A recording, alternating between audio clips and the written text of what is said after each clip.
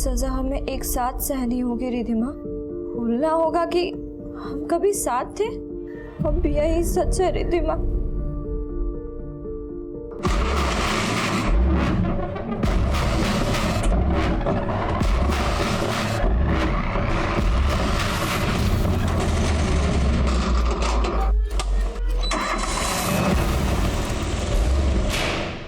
Please phone मत काटो। मैं जानती हूँ कि मेरी वजह से बहुत बदनामी हुई है आपकी, लेकिन अब मैं अपनी गलती को सुधारना चाहती हूँ। मैं इस बोझ को लेकर नहीं जी सकती कि मेरी वजह से ये बदनामी हो। रिधिमा,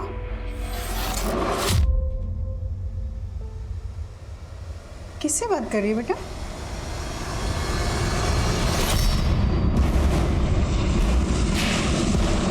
तुमने इतना बड़ा सच मुझसे छिपाया रिधिमा।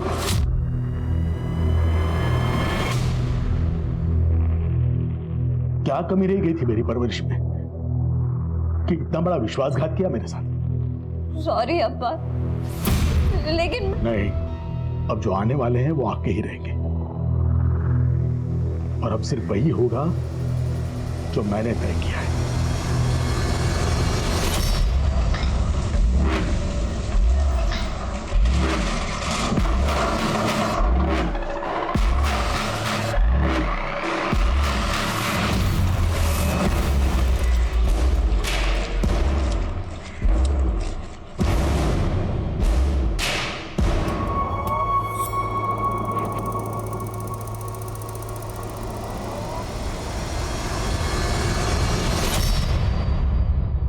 अरे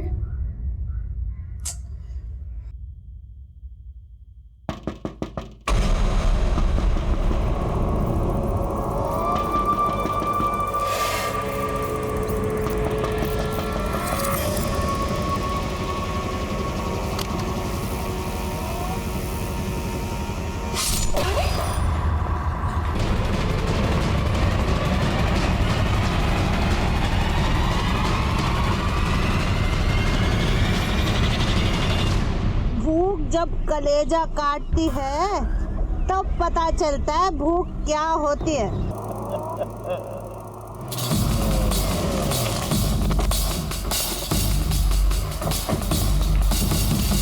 इंस्पेक्टर साहब अंकल मेरे, मैं इधर आया तो दरवाजा खुला था साहब, मैं अंदर आके देखा तो बाहर चलिए, आइए बाहर आइए, बाहर आइए। अब भी यहाँ अपने चाचा के साथ ही रहते थे? नहीं साहब, नारायण अंकल मेरे दूर के रिश्तेदार, मैं तो पास ही गांव में रहता। अंकल से मिलने आया था, यहाँ के देखा तो। लाइट ऑन करो सर। लाइट ऑन नहीं हो रही है। बाहर जाके चेक करो कि बाकी के घरों में भी लाइट नहीं है, फिर यहीं पे नहीं। ये तीनों मर्डर बहुत ही ब्रूटल है सर। एक औरत और लड़की की हालत बता रही है, उनके साथ रेप भी किया गया। 200 से ज्यादा लोगों का काम लगता है और बॉडीज को देख के ऐसा लग रहा है कि मारने से पहले इनको काफी टॉर्चर भी किया गया है।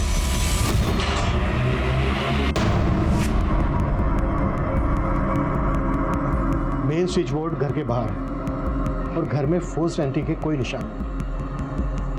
ऐसा लग रहा है जैसे अटैकर्स ने पर्पसली पहले मेन स्विच ऑफ किया। स्विच ऑफ होने के बाद घर वालों में से किसी ने घर का मेन दरवाजा खोला होगा और तभी अटैकर्स ने उनसे भागा। सर शायद उनका इरादा सिर्फ रेप और मर्डर का ही नहीं था, घर में काफी लूटपाट भी की गई।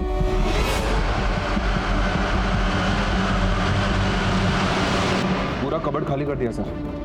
इनफैक्ट घर के किसी भी मेंबर का मोबाइल फोन भी नहीं मिला। अटैकर्स घर का हर छोटी से छोटा कीमती सामान चुरा कर ले गए। हो सकता है सर ये किसी लूटपाट करने वाले गैंग का काम। अगर मकसद सिर्फ लूट होता तो फिर मारने से पहले पूरी फैमिली को इतना टॉर्चर क्यों किया गया? बॉडीज को देखकर तो ऐसा लग रहा है जैसे दुश्मनी निकाली गई है सबके साथ। हो सकता है आपसी रंजिश का मामला और शक्ल लूट के दी गई। सर नारायण अंकल बहुत अच्छे आदमी थे। मैं इतने सालों से इधर काम करता, मेरे को नहीं लगता कि उनका किसी के साथ कोई दुश्मनी होगा। क्या काम करते हो तुम इधर? खेती बाड़ी सर। वो नारायण अंकल का आसपास बहुत ज़मीन है। अब उनका एक पैर खराब था तो उन्होंने अपनी मदद के लिए मेरे को नौकरी पे रख लिया था। नारायण की बीवी या बेटी का किसी के साथ कोई इशू? या नारायण का ही कोई लेन देन को लेकर विवाद? नहीं सर, मेरे को तो कभी ऐसा कुछ लगा नहीं। हाँ, वो वेंकट अन्ना आज इधर आने वाले थे। कौन वेंकट अन्ना? वेंकट अन्ना नारायण अंकल के फ्रेंड, मंडी में अनाज के बड़े व्यापारी हैं और अंकल भी अपना सारा फसल उन्हीं को बेचते हैं। नारायण, ये तेरा बैलेंस पेमेंट 7,09,234 रुपये पूरे हैं या वो तेरे को काउंट करके देखना पड़ेगा, शायद ज्यादा भी हो सकता है।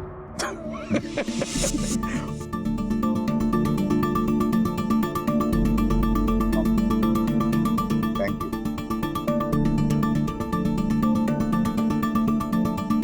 नारायण, बहुत दिनों से मेरे मन में एक बात है जो तेरे को बोलने का था। कैसी बात? वेंकट अन्ना अपने बेटे बाला की शादी रिधिमा से करना चाहते थे, तो वो लोग आज इधर बात पक्का करने को आने वाले थे और अंकल ने भी मेरे को इसीलिए यहाँ बुलाया था। यहाँ है तो सर, आसपास ऐसा कोई विटनेस नहीं मिला जिसने किसी को यहाँ आते जाते देखा। वो सिद्धेश बोल रहा है कि नारायण के दोस्त वेंकट अन्ना और उनका बेटा बाला यहाँ आने वाले थे। उनसे मिलते हैं, शायद उनसे नारायण के बारे में कोई जानकारी मिल जाए।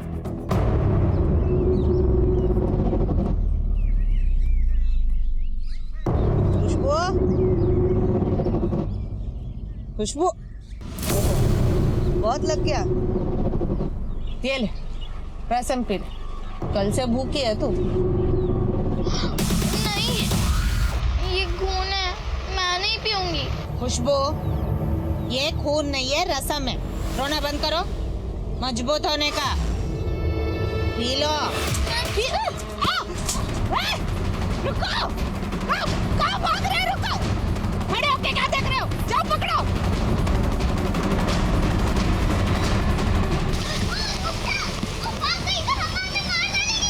तो तुम दोनों भी भाग चलो मेरे साथ।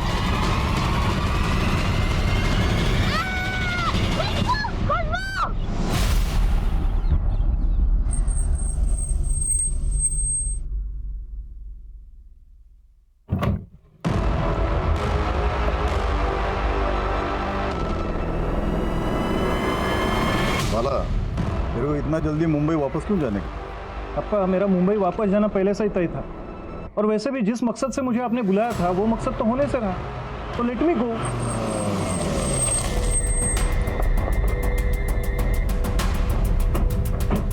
हाँ सर, आप बिल्कुल सही बोल रहे हैं। हमारे मन में हमारे बेटे बाला की शादी नारायण की बेटी के साथ करने का था। इसी के लिए हम कल जाने वाले थे उसके पास, तो अचानक से उसका फोन आया। हाँ नारायण, हम लोग निकल गया है, तुम लोग अभी मत आओ। नहीं है? क्यों? मैं कॉल करता हूँ। क्या वजह थी कि नारायण ने अचानक से आपको मना कर दिया? नहीं, वजह तो कुछ नहीं बताया हमको, तो हम लोग भी एकदम हैरान रह गए। ये इत्तेफाक भी काफ़ी हैरान करने वाला है कि जिस समय आप वहाँ जाने वाले थे उसी दरमियान नारायण उसकी पूरी फैमिली का मर्डर हो। देखिए वेंकटेश जी, अगर आप हमसे कुछ छुपा रहे हैं तो बेहतर है। कुछ नहीं छुपा रहे हम।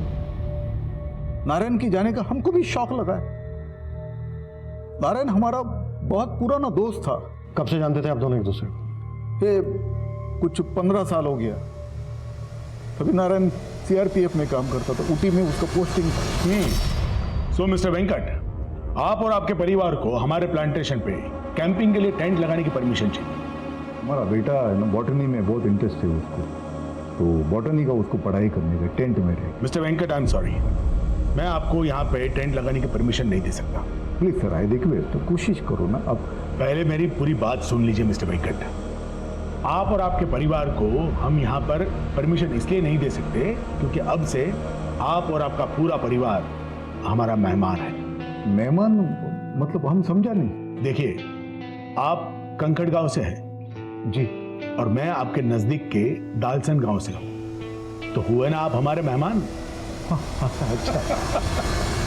तो उसके बाद हमारा बीच बहुत अच्छी दोस्ती हो गई।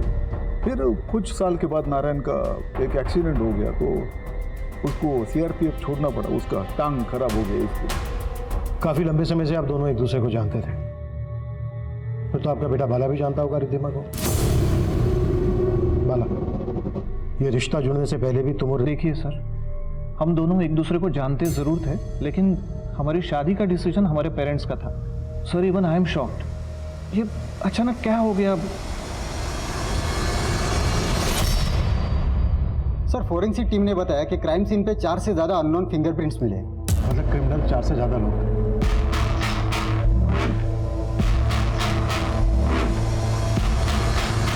हो सकता है नारायण फैमिली की सुपारी दी गई हो। पॉसिबल है सर, क्योंकि नारायण उस कस्बे का बड़ा जमींदार था और पूछताछ में यही पता चला कि सब लोग उसकी बड़ी इज्जत करते थे। किसी भी प्रकार के विवाद का कोई हिंट नहीं मिला और वेंकट से उसके व्यापारिक रिश्ते भी अच्छे ही थे। और बेटी का रिश्ता पक्का होने से पहले ये कांड हो गया। वजह जरूर कोई बड़ी रही होगी। कपिल, नारायण के सीआरपीएफ के कलीग से भी मिलो, शायद उनसे नारायण के बारे में कोई इंफॉर्मेशन मिल जाए। सर 1 मिनट कपिल, ये नारायण फैमिली के फोटोग्राफ्स में कुत्ता भी दिख रहा है।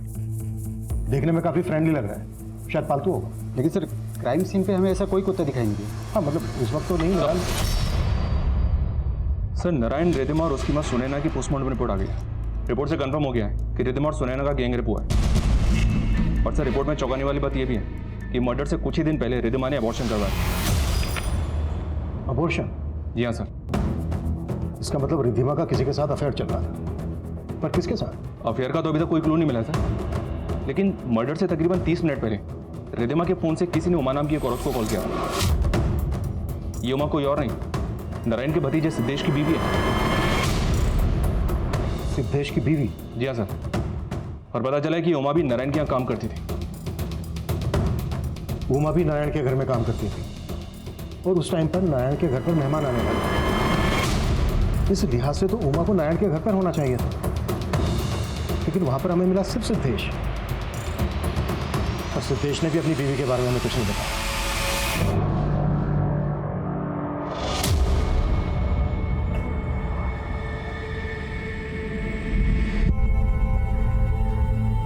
ये लो बेटा, कुछ खा लेना। भिखारी नहीं हूँ। तो फिर तुम यहाँ क्यों बैठी हो? और तुम्हारी माँ कहाँ है?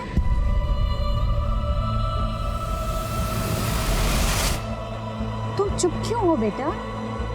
तुम्हारे माँ बाप कहाँ हैं?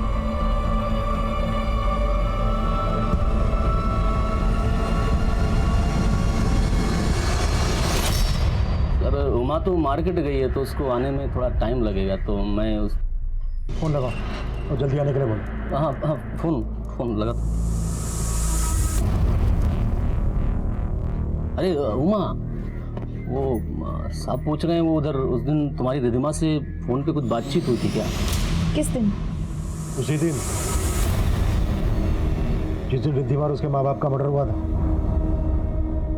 रिद्धिमा आप क्यों फोन कर रही हो मुझे तुमसे कोई बात नहीं करनी। प्लीज फोन मत काटो। मैं जानती हूँ कि मेरी वजह से बहुत बदनामी हुई है आपकी, लेकिन अब मैं अपनी गलती को सुधारना चाहती हूँ। मैं इस बोझ को लेकर नहीं जी सकती कि मेरी वजह से ही बदनामी। चुप क्यों हो गई? उस दिन क्या बात हुई थी रिद्धिमा के साथ तुम्हारी? साहब ऐसी ही बात हो गई थी। रिद्धिमा का रिश्ता तय होने वाला था, वो मेरे साथ अपनी खुशी बांट रही थी। तुम्हारे कहने का मतलब है कि वो इस शादी से खुश थी, जबकि रिद्धिमा शादी से पहले ही मां बनने वाली थी। क्या ये क्या कह रहे हो साहब आप? वही जो हमारे सामने आया है। रिद्धिमा ने अभी कुछ दिन पहले ही अपना अबॉर्शन करवाया था। इसके साथ अफेयर चल रहा था रिद्धिमा का। साहब हमें इस बारे में कुछ नहीं पता।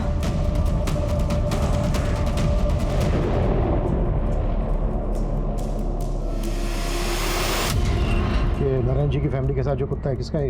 ये तो शेरू है सर, नारायण अंकल का पालतू कुत्ता, लेकिन ये तो खो गया था। कितने दिन पहले खो गया था कुत्ता? ये कुछ 7-8 दिन पहले का बात है सर। नारायण की फैमिली का मर्डर 3 दिन पहले हुआ, और मर्डर होने से कोई 1 हफ्ता पहले उनका कुत्ता शेरू गायब हुआ।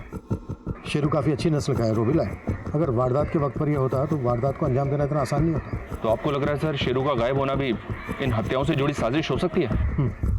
और हमें यह भी पता लगाना है कि रिद्धिमा के पेट में किसका बच्चा है। रिद्धिमा के सभी सोशल अकाउंट खंगालो लो और आसपास के मैटरनिटी क्लिनिक्स में पता करो कि उसने अबॉर्शन कहाँ पर करवाया है।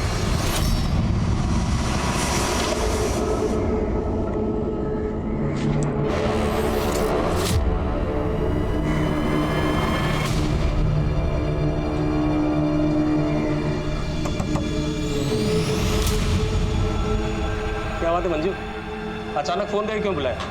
सरप्राइज है। अरे क्या सरप्राइज है बताओ ना। हाँ तो ये देखो,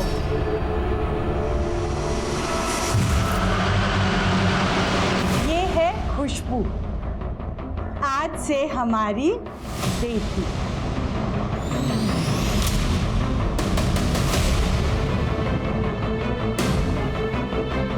खुशबू की माँ एक रेप विक्टिम थी, लेकिन अब वो किस हाल में थी, कहां थी, इस बात से खुशबू भी अनजान थी। लेकिन क्या वो दंपत्ति जो खुशबू को अपनी बेटी मान रहा था, क्या वो सच था या फिर वाकई इसके पीछे भी कोई साजिश थी? और वो औरत कौन थी? हत्याओं के एक हफ्ता पहले नारायण के पालतू कुत्ते शेरू के गायब होने का क्या इस सब से कोई ताल्लुक था? पुलिस उस केस में कई थ्योरीज बना रही थी। रिधिमा के अफेयर के एंगल के साथ साथ नारायण और उसकी बीवी से जुड़ी छोटी से छोटी बात पता की जा रही थी। सर, सुनैना के कॉलिकोट से एक पेट क्लिनिक का नंबर मिला है, जहाँ सुनैना अक्सर शेरू को लेकर जाती थी। वहाँ की वेट सुनैना की बहुत अच्छी दोस्त थी। उसने बताया कि जब एक बार उमा नारायण के घर से जा रही थी तो शेरू ने उसका थैला झपट लिया था। थैले में एक सोने का हार था सर, जिसे उमा चुरा कर ले जा रही थी, और इसी वजह से नारायण ने उसे काम से निकाल दिया था। जबकि उमा हमें अपने काम पे ना जाने की वजह तबीयत खराब होना बता रही थी। इस लिहाज से तो शेरू के गायब होने के पीछे उमा का हाथ भी हो सकता है। हाँ कपिल बोलो। सर, रिद्धिमा ने जिस मैटरनिटी क्लिनिक में एबॉर्शन करवाया था उसका पता चला है। मैं यहीं पे हूँ और उसका भी पता चला है जिसने उसको एबॉर्शन करवाने में मदद की।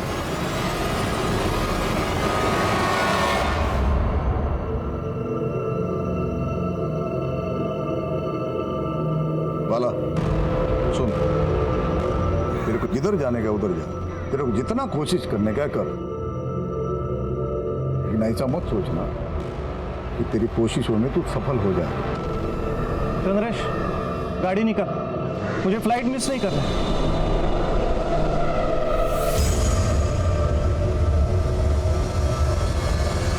तो रिद्धिमा का अबॉर्शन करवाने में तुमने उसकी मदद की? हाँ सर, लेकिन रिद्धिमा के पेट में किसका बच्चा था? वो मैं नहीं जानती साहब। रिद्धिमा तो ये भी नहीं बताना चाहती थी कि वो प्रेग्नेंट थी। वो तो उस दिन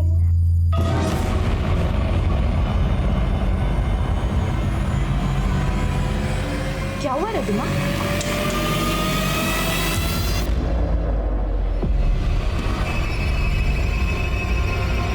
जब मुझे पता चल गया कि वो प्रेग्नेंट, तो उसने मुझे कुछ भी बताने की बजाय सिर्फ इतना कहा कि मैं बच्चा गिरवाने में उसकी मदद करूं। ये बात तुमने उसे पहले क्यों नहीं बताई? मैं डर गई थी साहब, अगर आप मुझे गलत समझ लेते तो। उमा, तुम्हें गलत समझने की और भी वजह है हमारे पास। चोरी का इल्जाम लगा था तुम पर। साहब ये झूठ है, मैंने कोई चोरी नहीं की थी। वो हार तो खुद रिद्धिमा ने मुझे दिया था। ये लीजिए। नहीं नहीं रिद्धिमा, मैं ये नहीं ले सकती। दीदी, आपने मेरी इतनी मदद की है, प्लीज मना मत कीजिए, लीजिए ना। और प्लीज किसी को बताना मत। रिद्धिमा को दिया वादा पूरा करने के लिए मैं बदनाम हो गई साहब। शेरू ने मेरी थैली पर झपट्टा मारा और वो हार मेरी थैली में देखकर सुनैना चाची को लगा। हाँ? हम लोगों ने तेरे परिवार के लिए इतना सब कुछ किया और तुम मेरे घर में चोरी की? नहीं नहीं, मैंने चोरी नहीं की, आप गलत समझ रहे हैं। मैंने रिद्धिमा के लिए जिल्लत से, क्योंकि उनके परिवार के हम पर बहुत एहसान है साहब। तो इसी जिल्लत का बदला लेने के लिए तुमने ये कांड करवाया। तुम्हारा पति भी शामिल था ना इसमें? कहीं ऐसा तो नहीं है कि रिद्धिमा के पेट में तुम्हारे ही पति का बच्चा था? नहीं नहीं साहब, आप ये क्या बोल रहे हैं? वो बच्चा तो क्या? रिद्धिमा के पेट में किसका बच्चा था उमा?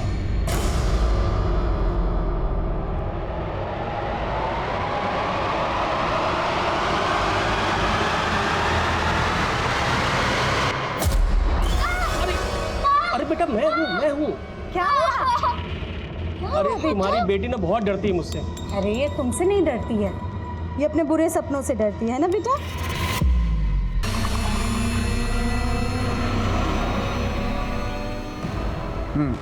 पेमेंट का क्या हो गया? मैं बाद में फोन करता हूँ। आप लोग फिर से क्या बात है? वो तो आपका ड्राइवर और आपका भांजा चंद्रेश ही बताएगा। लेके चलो इसे। चल।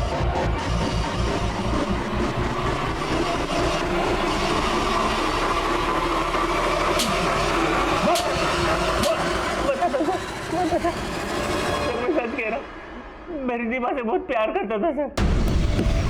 प्यार करता था या फंसा रहा था रिद्धिमा को? उसके बाप के पैसे का लिए? नहीं सर, मैंने उसे नहीं फंसाया था। हम दोनों एक दूसरे को पसंद करते थे। मैं तो फिर भी अपनी हाथ में रहकर उसे मन ही मन चाहता था। पहला कदम तो उसी ने मेरी तरफ बढ़ाया था।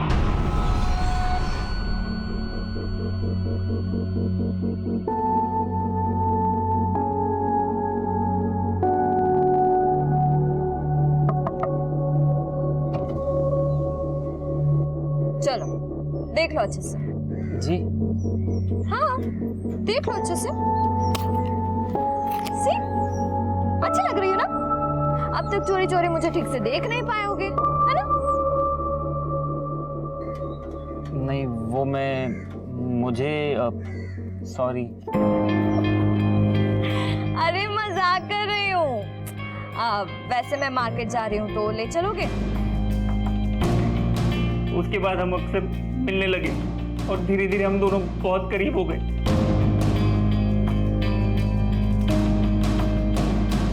तो रिद्धिमा के पेट में तेरा बच्चा? हाँ सर, हम दोनों शादी करना चाहते थे, लेकिन वेंकट मामा ने अपने बेटे बाला की शादी रिद्धिमा से तय कर दी थी। उनके खिलाफ जाने की हिम्मत मुझ में नहीं थी, इसलिए मैंने रिद्धिमा को कहा था वो मुझे भूल जाए।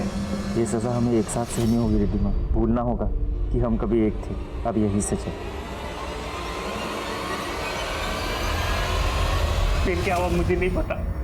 मैं तो खुद हैरान था कि रिद्धिमा के अप्पा ने वेंकट मामा को फोन करके वहां आने से मना क्यों किया। तुम लोग अभी मत आओ। नहीं है? क्यों? मैं कॉल करता हूँ। लेकिन सर मुझे बाला पे शक है सर। अच्छा। बाला के यहाँ आने के बाद मुझे पता चला कि वो ये शादी नहीं करना चाहता था। उसका मुंबई में किसी लड़की के साथ अफेयर था। वेंकट मामा उसकी शादी जबरदस्ती रिद्धिमा से करा रहे थे। तो अपने आप को बचाने के लिए बाला को बीच में घसीट रहा है। मैंने कंफर्म किया सर, बाला का मुंबई में किसी लड़की से अफेयर तो चल रहा है। लेकिन इस चंद्रेश पे भी भरोसा नहीं कर सकते। चंद्रेश और बाला इन दोनों की बैकग्राउंड चेक करनी पड़ेगी। पता लगाना पड़ेगा कि ये दोनों ये कांड कर सकते हैं क्या। जी सर। नारायण के सीआरपीएफ टाइम के दोस्तों से मिले? जी सर, पर फिलहाल वहाँ से कोई काम की इन्फॉर्मेशन नहीं मिली है। नगर पालिका में भी उनके कुत्ते शेरू की फोटो शेयर की थी, पर वहाँ से भी शेरू जैसे किसी कुत्ते की कोई डिटेल नहीं मिली। कहना मुश्किल है सर, शेरू के गायब होने का इस केस से कोई कनेक्शन है भी या नहीं।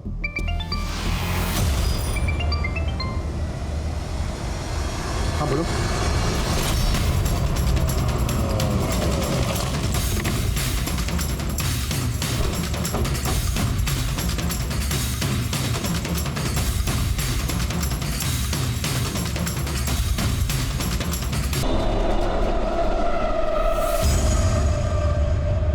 बाहर गई थी साहब, लता घर पर अकेली थी। आप इस आके देखा तो लता ने आत्महत्या। आपको ऐसा क्यों लग रहा है कि लता ने आत्महत्या ही की है? ऐसा भी तो हो सकता है कि जहर लता को किसी ने जबरदस्ती पिलाया। नहीं साहब, पहले भी लता ने कोशिश की थी आत्महत्या करने की। लता! तब तो मैंने समझा कि उसे रोक लिया था, लेकिन अब ऐसा क्या हुआ था लता के साथ जो लता आत्महत्या करने की कोशिश कर रही थी? मेरी बच्ची की दिमागी हालत ठीक नहीं थी। कभी कभी वो अचानक जोर से चिल्लाने लग जाती थी। कभी ऐसा नहीं हुआ तो मैंने नजर वजर भी उतार के दी, लेकिन समझ में ही नहीं आ रहा था कि उस पर किसका भूत सवार था।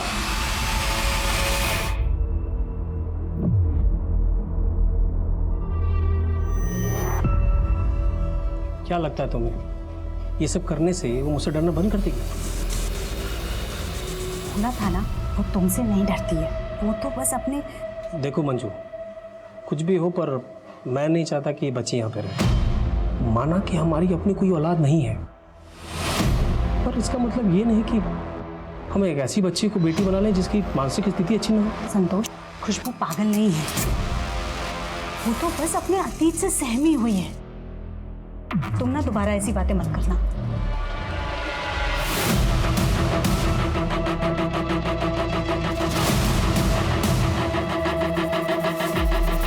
समझी?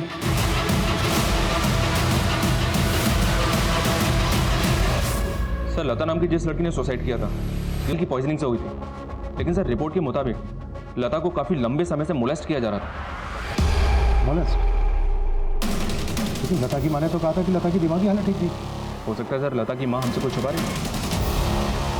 थाने बुलाओ लता कीमा को, बात करते हैं।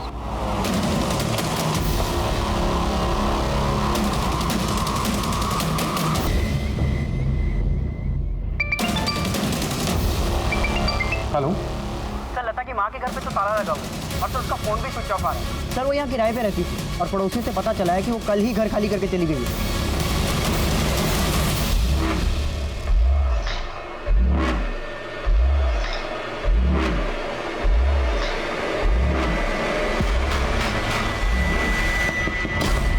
ये अभी लता के मकान मालिक से बात की मैंने, पर उससे कोई इन्फॉर्मेशन नहीं मिली। लेकिन हाँ सर, लता और उसकी माँ 2 महीने पहले ही वहाँ किराए पे रहने के लिए आई थी। इससे तो यही मतलब निकलता है कि लता की माँ पहले से जानती थी कि लता मोलेस्टेशन का शिकार हो रही थी। शायद हमारे सवालों से बचने के लिए वो गायब हो गई। लता की माँ बसंती के गायब होने की कई अटकलें लगाई जा रही थी, लेकिन लता और उसकी माँ के बैकग्राउंड के बारे में कोई भी पुख्ता जानकारी नहीं मिल पा रही थी। तो क्या बसंती किसी डर के कारण गायब हो गई थी, या फिर उसके गायब होने के पीछे कोई और ही रहस्य था? के बाद पुलिस चंद्रेश, बाला और यहाँ तक कि वेंकट पर भी शक कर रही थी, लेकिन नारायण के कुत्ते शेरू के गायब होने की पहेली अब भी पहेली बनी हुई थी। और तभी एक और वारदात सामने आया।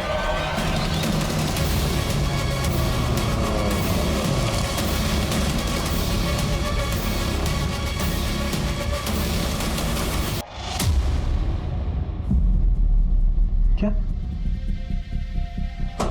मेन स्विच ऑफ था सर। इस घर में भी मेन स्विच घर के बाहर है और नारायण के घर का मेन स्विच भी घर के बाहर था। मर्डर से पहले नारायण के घर का भी मेन स्विच ऑफ किया गया था और यहाँ का भी मेन स्विच ऑफ किया गया। नारायण की फैमिली के जैसा लग रहा है। इस लड़के को भी बिल्कुल उसी तरह मारा गया जैसे नारायण को, और इस लड़की का भी रेप किया गया। और नारायण के घर में भी लूट की गई थी, इस घर में भी लूट की गई। कहीं ये किसी लूट करने वाले गैंग का काम तो नहीं है? गौतम, आसपास के थानों में पता करो कि इस तरह के केसेस कहीं और भी रजिस्टर हुए हैं क्या, और पड़ोसियों को बुलाओ। सब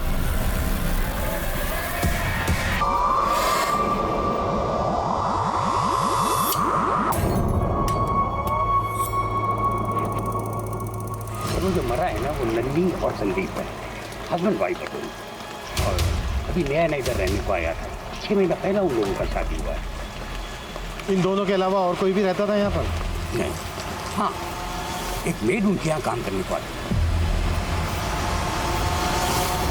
क्या नाम है मेड का? नाम का तो मेरे को नहीं मालूम था, लेकिन 4-5 दिन पहले उसको मैं यहाँ पे काम करते देखा। 4-5 दिन पहले? स्केच बनवा सकते हो मेड का? बनवा सकता है, कोशिश करेगा, कोशिश।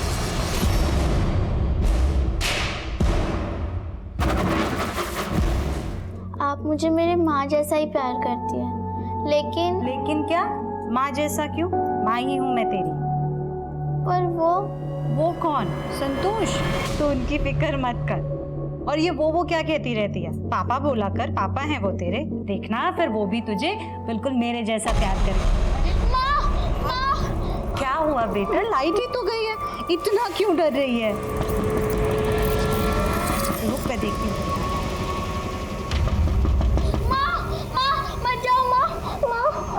दरवाजा मत खोलो। मंजू, दरवाजा क्यों नहीं खोल रही? कब से लॉक हो रहा है?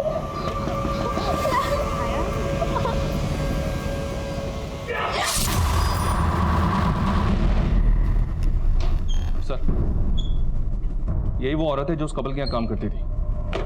कबल के कॉल रिकॉर्ड्स में किसी भी मेड का नंबर नहीं मिला। इस स्केच को डेटाबेस से ही मैच किया सर, लेकिन पता नहीं चल पा रहा है कि यह है कौन। ये भी तो हो सकता है इस औरत ने अभी भी क्राइम करना शुरू किया, शफरी अटैकर्स के साथ इन्वॉल्व भी हो सकती है। तो तुम एक काम करो, चेक करो इस औरत का नारायण फैमिली के साथ कोई कनेक्शन निकलता है क्या।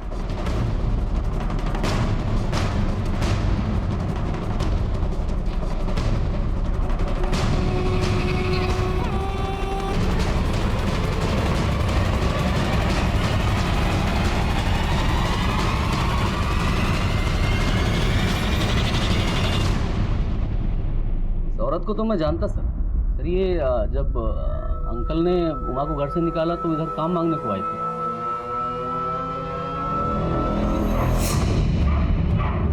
शुरू घड़ी घड़ी भौंकता है तुम। क्या है? साहब, हमें पता चला यहाँ काम वाले की जरूरत है तो काम ढूंढ रहे हैं। इधर कोई काम वाम नहीं है, चलो। वो दिन मैंने इसको पहली और आखिरी बार देखा, उसके बाद फिर कभी नहीं देखा।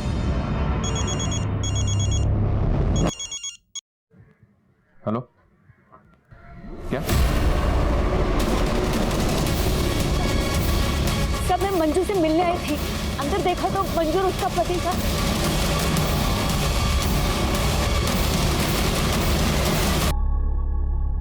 पूरी कबर्ड खाली कर दी। नीचे दोनों बॉडीज को देखकर लग रहा था कि जिसे उन्हें मारने से पहले काफी टॉर्चर किया गया, और यहां पर भी पावर ऑफ है।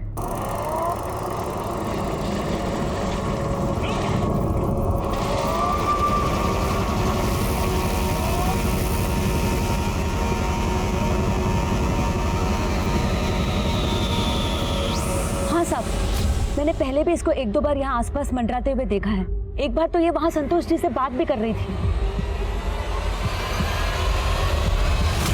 मंजू और संतोष के अलावा और कोई भी है परिवार में? सब इनकी एक बेटी भी है। बेटी? यही है खुशबू, जिसे मंजू ने गोद लिया था। कहाँ से गोद लिया था उन्होंने खुशबू को? सब वो तो नहीं मालूम। सर, अभी तक जितने भी केसेस सामने आए उनमें अटैकर्स ने फैमिली के किसी मेंबर को नहीं छोड़ा, लेकिन इस कपल की बेटी गायब है क्योंकि अडॉप्टेड थी। और यहाँ किसी को मालूम तक नहीं है कि इस कपल ने बच्ची को अडॉप्ट कहाँ से किया। गौतम, बच्ची के फोटो सर्कुलेट कर, बच्ची की जान खतरे में। उस यंग कपल के यहाँ जो मेड काम करती थी सर, उस मेड का स्केच मैंने हर जगह दिखवाया। तो बस तुक्के के तौर पर जिस लड़की ने सुसाइड की थी, लता, उसके पड़ोसियों को भी ये स्केच दिखाया।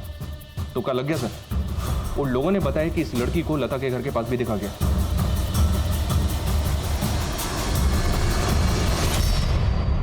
ये खुशबू तो तेरी लता से भी 2 कदम आगे निकली। सुना येड़ू अम्मा के हाथ से निकल गई थी, वो तो अच्छा वहाँ मिल गई, वरना हमारा तो सारा खेल ही खत्म हो जाता। तभी तो इसका हाल लता से भी ज्यादा बुरा हो रहा है।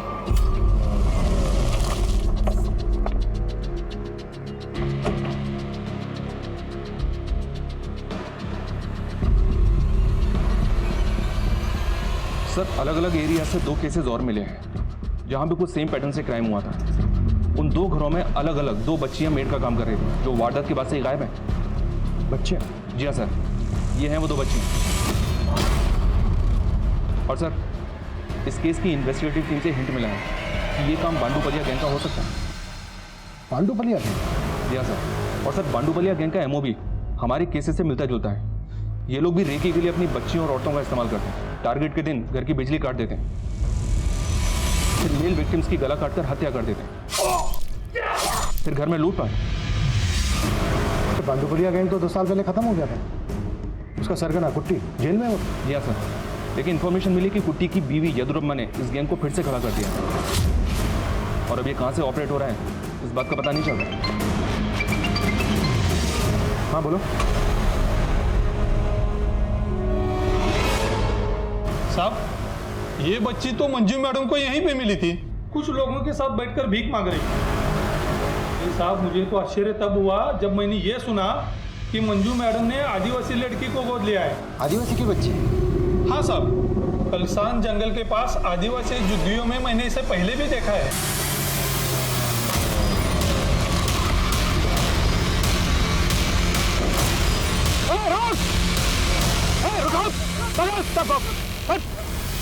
चल चल डालो सबको गाड़ी में।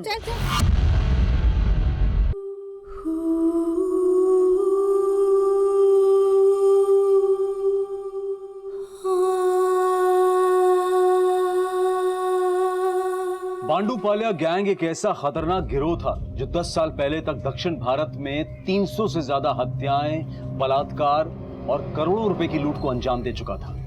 लेकिन केरला, कर्नाटका और आंध्रा की पुलिस के जॉइंट मिशन में इस गिरोह के ज्यादातर मर्द पकड़े जा चुके थे। लेकिन हैरानी की बात यह थी कि इस गिरोह की औरतों ने इस गिरोह को फिर से तैयार कर लिया था। गिरोह की महिलाएं और बच्चियां अलग अलग तरीके से अपने टारगेट पर नजर रखती और फिर इस गैंग में हर किसी का एक अहम किरदार था। बसंती लूट का सोना बेचा करती थी और उस पर किसी को शक ना हो इसलिए वो अलग रहती थी। लेकिन उसकी बेटी खुशबू इस गिरोह का हिस्सा ही नहीं थी, बल्कि 2 साल पहले उसका परिवार इस गिरोह जबरदस्ती इस गिरोह के अपराधों का भागीदार बनाया जा रहा था। 2 साल पहले खुशबू की मां का इस गिरोह के द्वारा रेप और उसकी हत्या कर दी गई थी। अपनी मां को खोने के बाद उसने मंजू को भी खो दिया था, जो सही मायनों में उसे अपनी बेटी मान बैठी थी। खुशबू अब अनाथ है, लेकिन उसकी देखभाल और उसके इलाज की जिम्मेदारी एक एनजीओ ने उठाई है। अब मैं अनूप सोनी आपसे विदा लेता हूं, फिर मुलाकात होगी क्राइम पेट्रोल सतर्क में एक और नए केस के साथ।